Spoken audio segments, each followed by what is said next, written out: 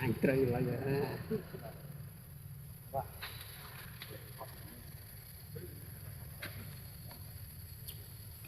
tí trong cao thì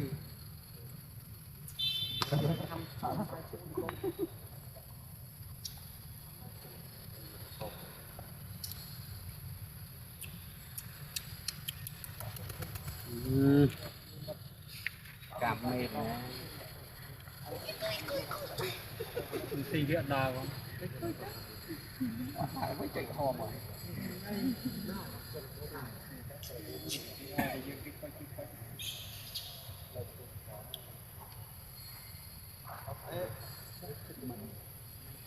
đâu dù chạy rồi dù em bây giờ cam dù mà chân không phải lạ gì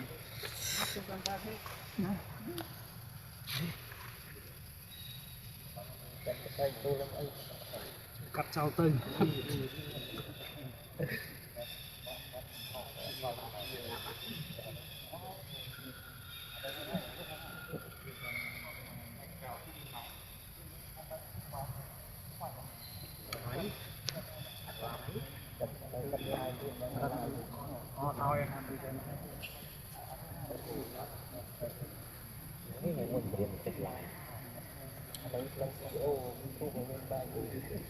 ôi mình lái